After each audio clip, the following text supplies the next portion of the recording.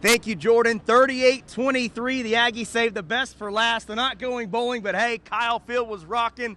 And they made big plays, Ben, for once on both sides of the ball. Thing that sticks out to me real quick, 17-17, all the momentum for LSU. They get the scoop and score, and then the offense says, oh, let's go score 2 more touchdowns and pull away and ice this thing. Yeah, for sure. By the way, I got to say, it feels like last time I was out here, there was 93,000 other people on Kyle Field. But for sure, and that running game was there from the get-go. Devon Achane, he was talking about it just a minute ago about what this meant to him if this was indeed his last performance at Texas A&M. And I thought the fact that they were able to establish the run as much as they were really limited the pass rush for LSU. We hardly heard, at least I did, Harold Perkins' name all night. You know, he's 4 sacks in some SEC games, but Aggies really playing some complimentary football. 215 yards for Devon Achane, 2 touchdowns, a career high by far for the speedster. Wigman, 12 of 18, 155, nothing flashy. Ball out of his hands quick tonight, Ben. Yep. And Moose Muhammad, all he needs is one hand. My goodness. I think you got to say, from a maturity standpoint, we've seen Moose grow up a lot in these couple weeks since missing the game at Auburn. You know, the infamous sleeve No gate, sleeves tonight. But, you know, he came back in the rain last week, and UMass played a good game. And then to come out tonight and make some, not only a couple fantastic grabs, but at crucial moments, as you mentioned. The first one-handed touchdown was the one that made it that 14-point lead. So, you know, we talk a lot about Evan Stewart and those guys, but Moose Muhammad, do not overlook what he can mean for the future of this receiving corps.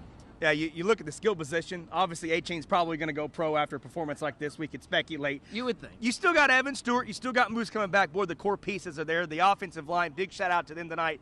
You don't run for 215 yards by one guy without paving the way up front. Real quick, how about the defense, though? Got to scoop and score. Everything LSU did tonight, aside from when it was out of hand, the last touchdown drive, they had to earn it. Jaden Daniels got popped over and over and over again. I gotta say, no big plays given up tonight. It felt like every time they had a big play, Jaden Daniels just pulled the rabbit out of his hat every single time.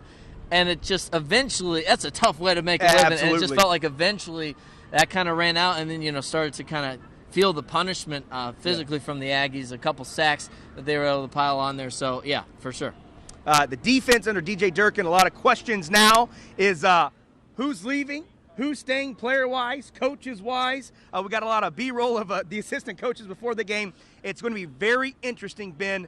You still go 5-7. You can't start the season ranked in the top 6 and then not go bowling. So a lot of things have to change. And I think it was very important to have a signature win Yes. for the buy-in for those young players, whatever recruits you're able to hold on to or maybe steal here at the end right before early signing day.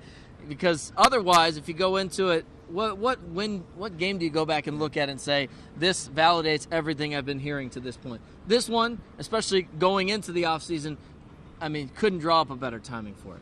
No doubt about it. Connor Wigman, the future at quarterback, wasn't asked to do a lot tonight, but managed the game very well. Has he thrown a pick yet? In his young career, he has not. I think they had one that was called maybe, but then it overturned. It overturned, so very important for 15 moving forward. The face of this program, there's no doubt about it, as he looks to take the reins. And I think if you were going to have a disappointing season, if there was anything you would hope coming out of that is that you found out that quarterback position, and even better that it's, you know, a true freshman this year, 3 years potentially to work with Connor Wigman down the road. All right, 38-23, the Aggies in their season in style. Jordan, for Ben Peck, Justin Woodard, back to you.